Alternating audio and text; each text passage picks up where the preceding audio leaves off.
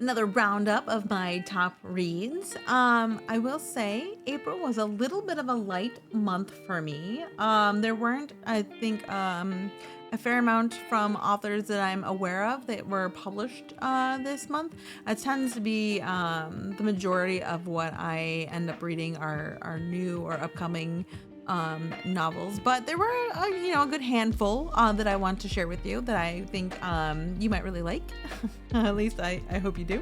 They actually some of them may or may not be your cup of tea, but I want to spread the word because I believe that they are great and you may not know about them, and hopefully you find, if you didn't, a new author that you do like.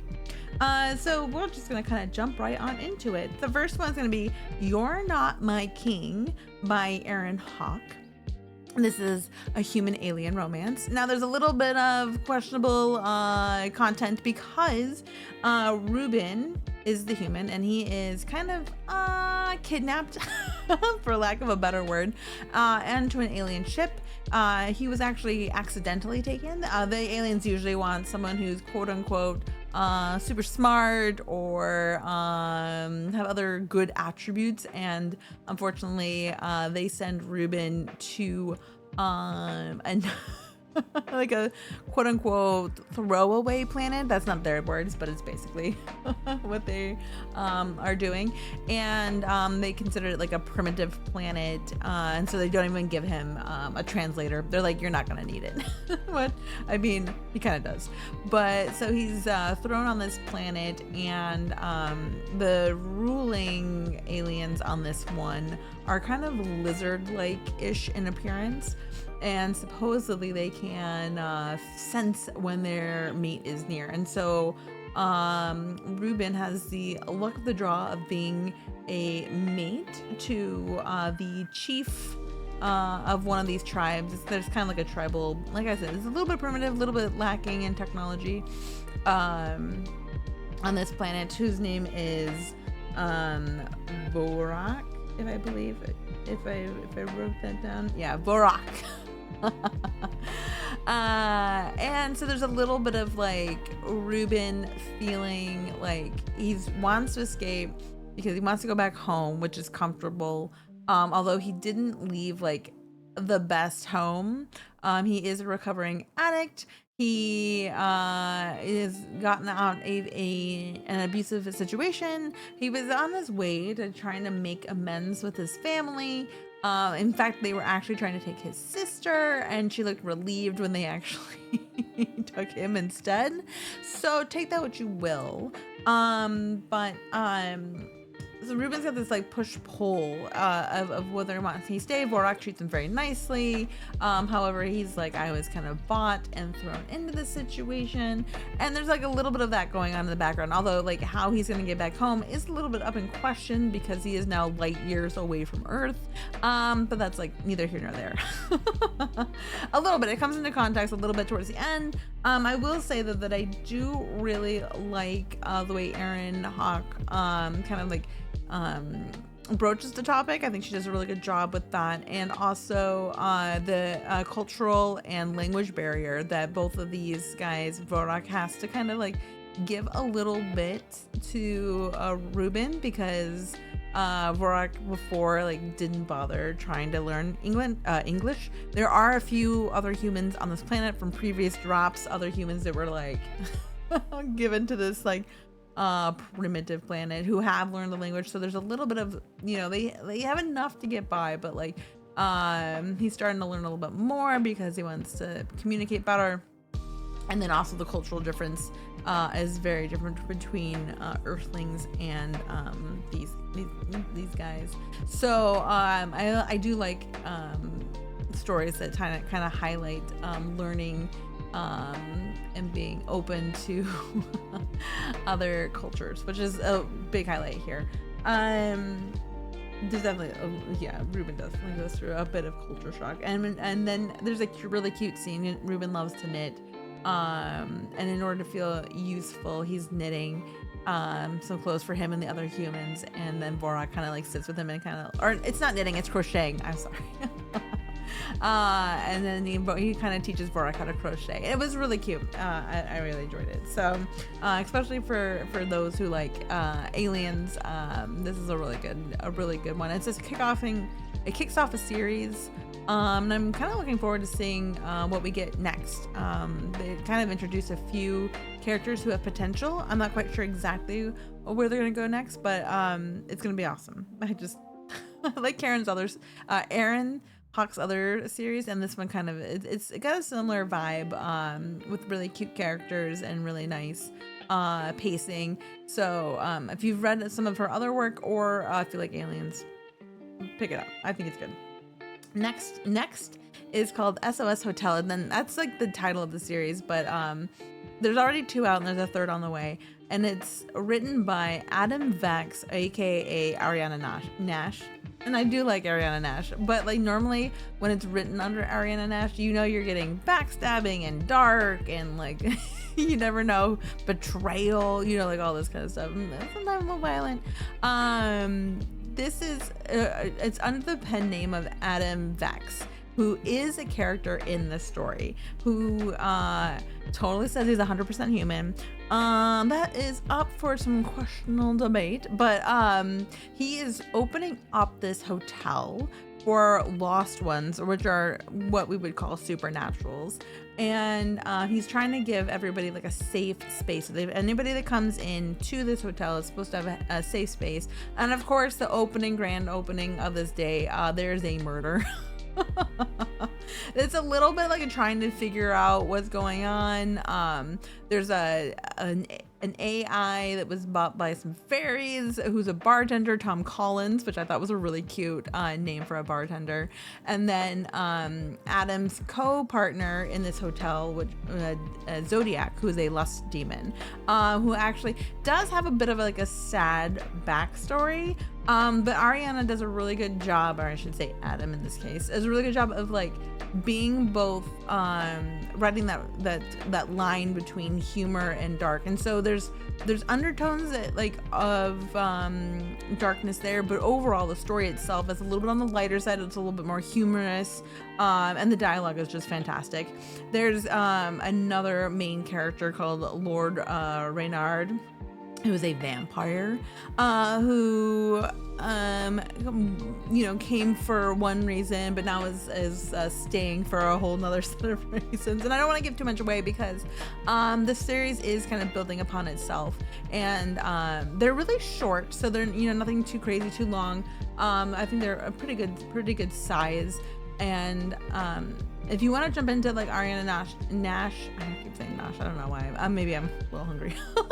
Ariana Nash, is style, if you wanted to check her out without getting into the deep end, I do recommend this would be a good one. Plus, it's, as far as I know, it's one of the times that she's writing in first person. A lot of her other stories are in third.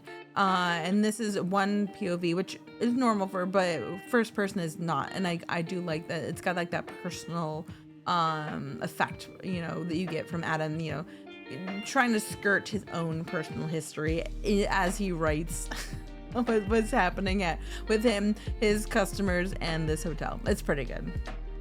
SOS Hotel series, highly recommend. All right, we've got number 3. It's actually an audiobook. The book itself dropped, I think, last year, which I loved. It's called Raven by Piper Scott and Virginia Kelly. It's actually Raven Part 1. The book is so big that they actually brought it into 2 parts. So it's the end of a series. And this is the audio version that just dropped, and I listened to part 1, but I'm sure part 2 is gonna be amazing because I did read both parts. And the narrator is Michael Ferriolo, who does an amazing job narrating. So even if you're not normally into audiobooks, I highly recommend you look up anything that he's done. For this one, you have to start with the beginning of the Forbidden Desires series, which is Clutch. But Raven deserves to be highlighted because we're finally getting like the conclusion, the whole like shebang in this one. And so Soren, who also goes by Raven, is kind of been portrayed as like the quote unquote villain in the past ones. You know, you see certain events that are reflected in this one from other point of views of other characters in a different light. So you see like the tragedy that Soren has gone through and what his motivation is behind some of those other scenes that we've come across. And Bertram, who is part of the Drake family, so the series kind of follows like each of the Drake siblings, which is, they are dragon shifters, so it's like we get a little bit fun dragon shifters here. This is also, I should mention, an Omegaverse series. So the dragons have kind of this control over Omegas, and they put them in these like cloisters type of situations, and then they're like, oh, if I find a match or if I pay one, I could potentially lay a clutch or like eggs for more dragons. Where Soren has kind of been put into an unfortunate position of being used by his cloister in a very unfortunate way, and it's just very tragic, and a little bit of an abuse of power, and you know, no one really takes Omegas quote unquote seriously, and the dragons are very stubborn and not about changing. So Bertram goes to check on a murder and comes across Soren, and isn't quite sure, he's not sure exactly how the dragon died, if the Omega has anything to do with this, but he's like, this guy seems to be a little bit cuckoo.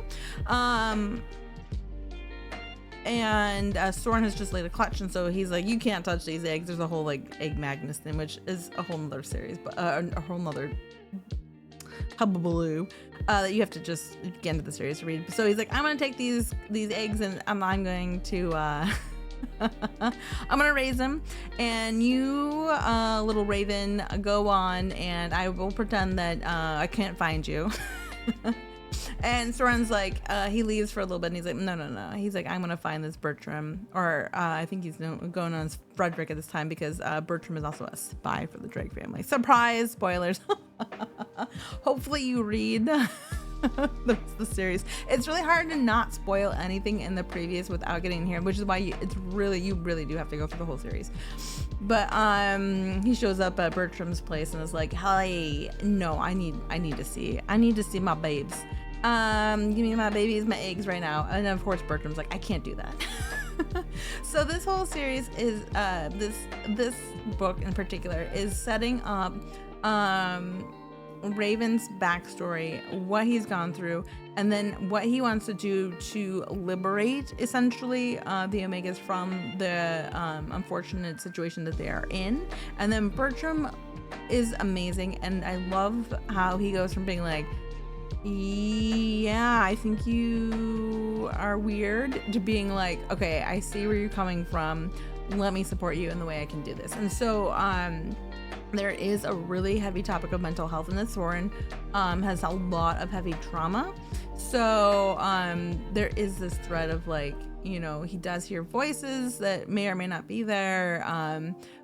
You know, it's almost like a little schizophrenic in a way, although it's like not diagnosed that way, and it's not like he has like hallucinations terribly, but he's got like these intrusive thoughts and these and things that make him kind of react in ways that are not good to his health for various reasons.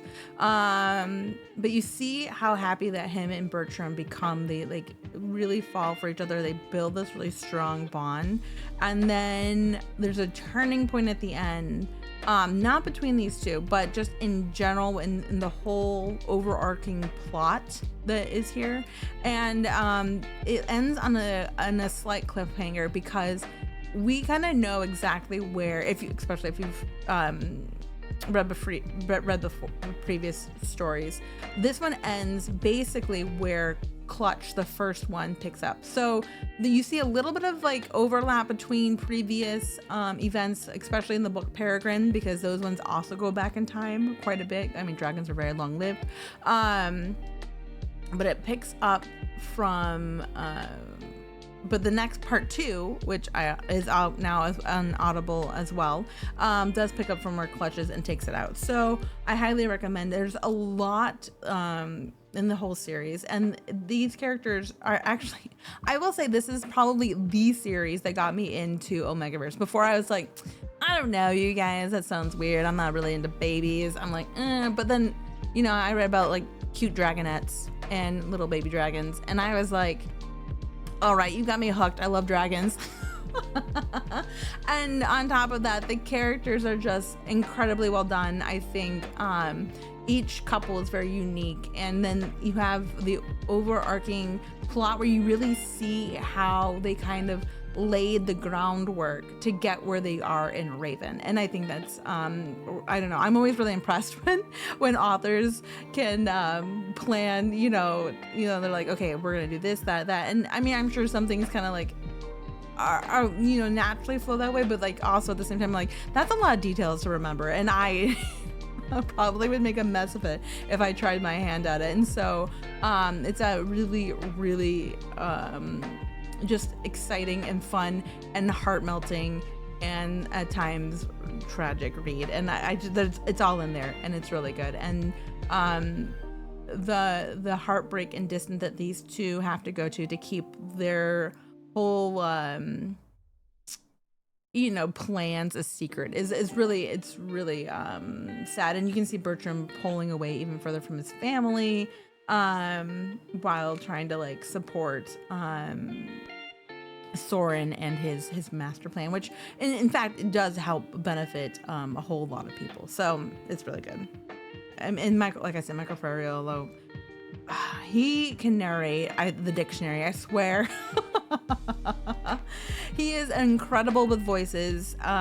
He is incredible at really bringing the emotions out. So he's done a few other series I really love, but he brings these dragons to life. And I recommend not only just reading this on paper, but if you can, listen to it as well. You won't be disappointed by far.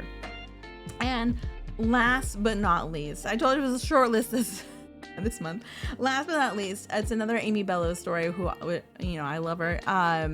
Wild Magic, which is part of a multi-author series. But they each kind of stand on their own. They kind of center around this dating system, this true match agency that's looking for you know, they take like a questionnaire and then your bios, and then they kind of pair you with the people that they think will be a good match. Like this one has a 92% compatibility. So it's another Omegaverse. I'm pretty sure Amy Bellows explicitly only writes Omegaverse, but this series, she also does amazing characters. So it's a short story. I mean, it's not a short story, but it's a story on the shorter side, and it deals with Leo, who is an actor. He's been kind of in one too many scandals. He's not entirely a scandalous person, but he's a little bit isolated from people. He's just trying to look for kind of like a connection. Like he doesn't have very many friends. He doesn't have a close relationship with his parents. And then this whole thing blows up, and his agent doesn't want to represent him anymore.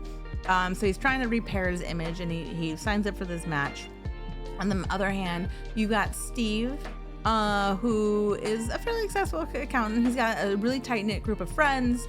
His parents are so fun and very supportive, and he's just looking for a person really to start a family with. And he is just a little bit nerdy, so he has a hard time going out and meeting people. Him and his friends love to play D&D, and he just thought this would be a good way of meeting somebody, I guess. And so the two meet, and then they have like a really fun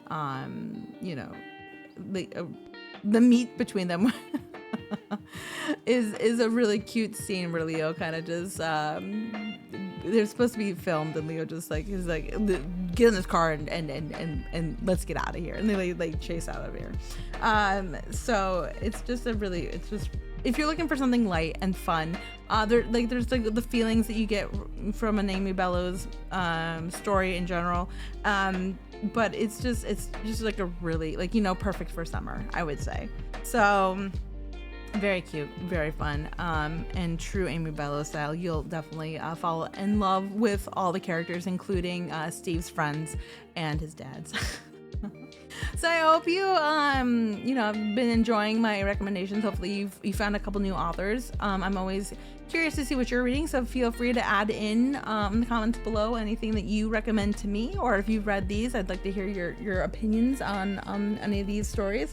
Like I said, if you like dragons, you definitely have to check out the Forbidden Desire series, and also the SOS Hotel. I will say those are some of my all-time favorites.